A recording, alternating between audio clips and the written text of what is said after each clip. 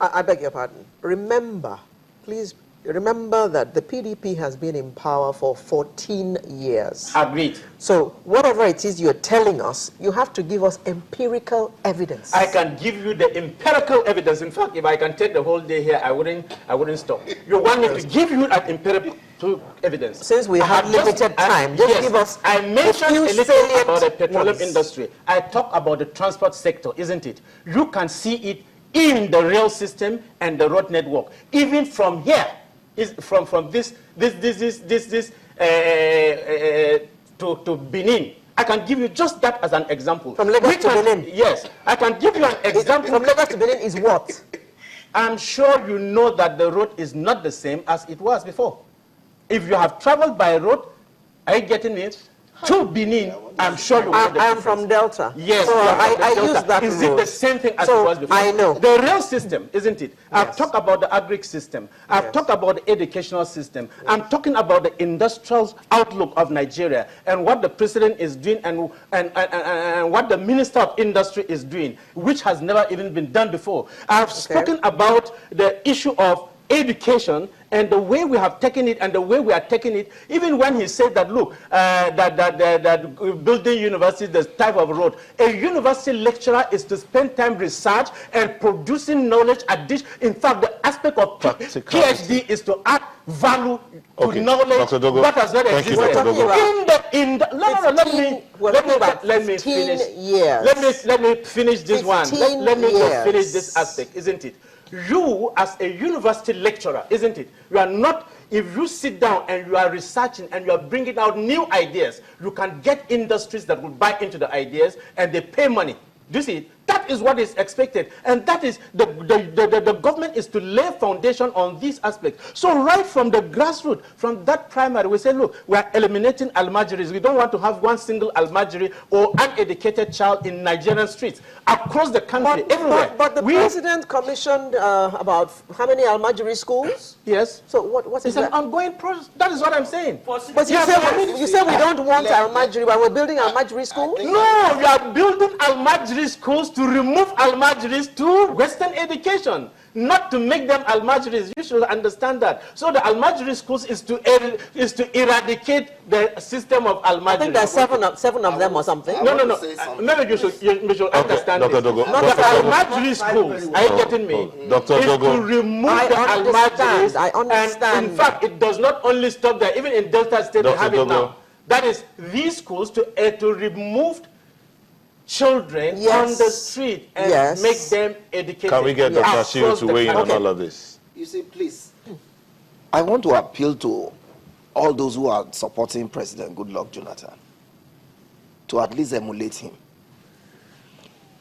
Sometimes I listen to the president and he admits failure in some of these issues that we talk about. The president himself. But unfortunately, those who seem to be supporting or speaking on behalf of the president speaks as if they are the only ones in this Nigeria or in another Nigeria that Nigerians are not there. For goodness sake,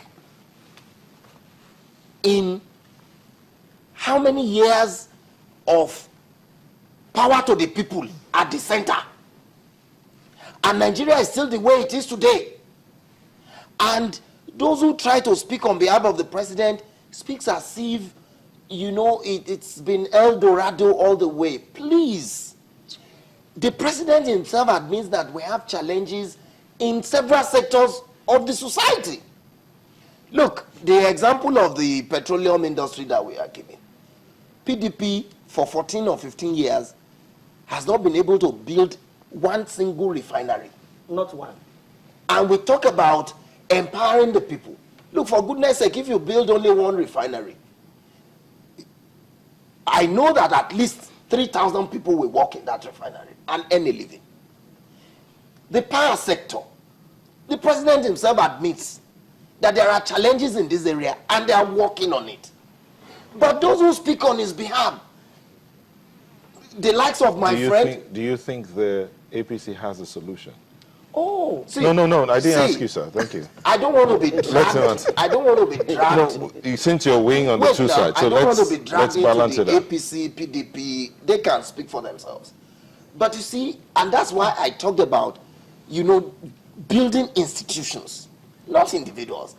The sparks that we have had in governance in Nigeria can more be attributed to individuals. Fashola, Akpabio, individuals like that. That's not my idea of governance. My idea of governance is irrespective of who is there, even at the center.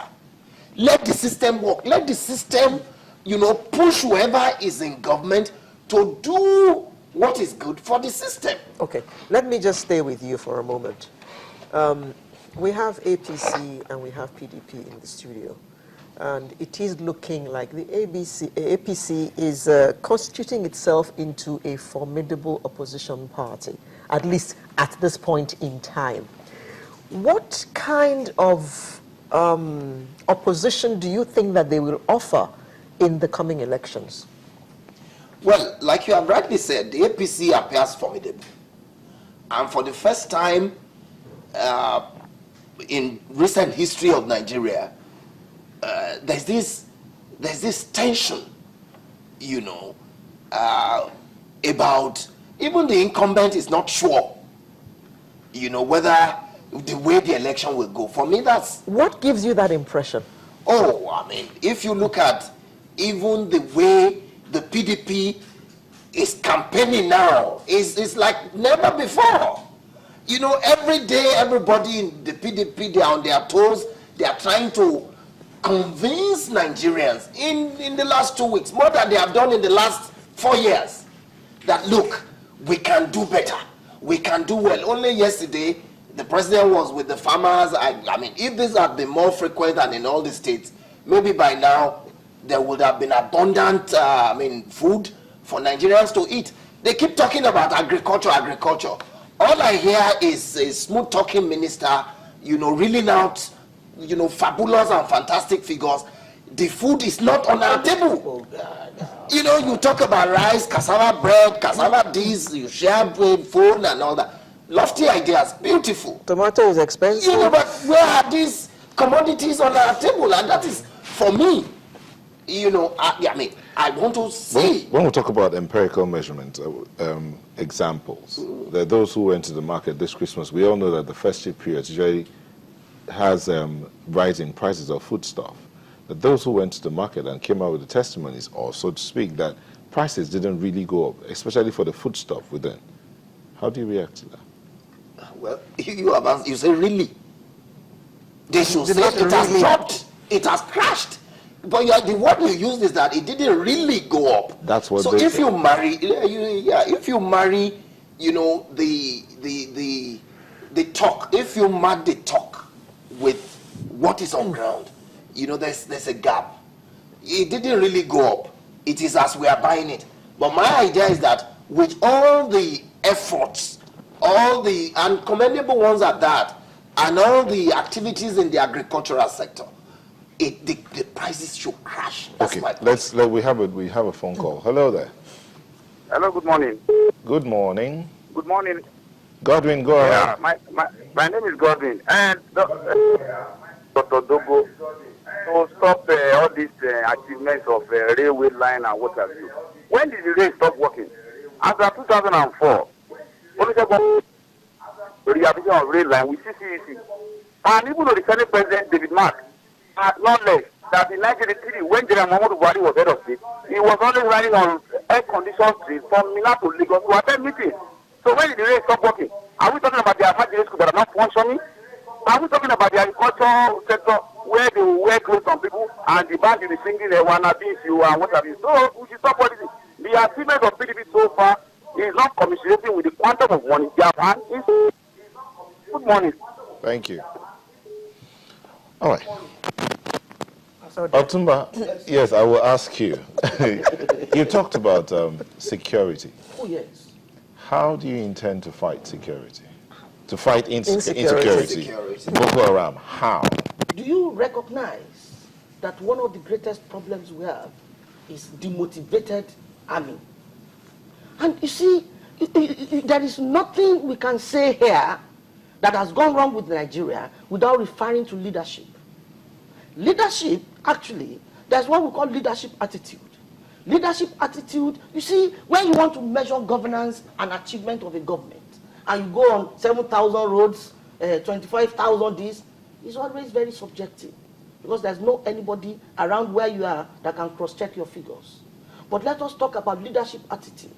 Boko Haram, insurgency, these are situations that require proper investigation to appreciate. These people are giving money, they are surviving by some means, they are being financed by some people. Some of those suspected to be financing them romanced the PDP. The PDP took them. What are we talking about? There is no will. And that is the significant difference between the Just hold that. leadership. I beg your pardon. Can you just hold that thought? We have a caller. Okay. Hello, good morning.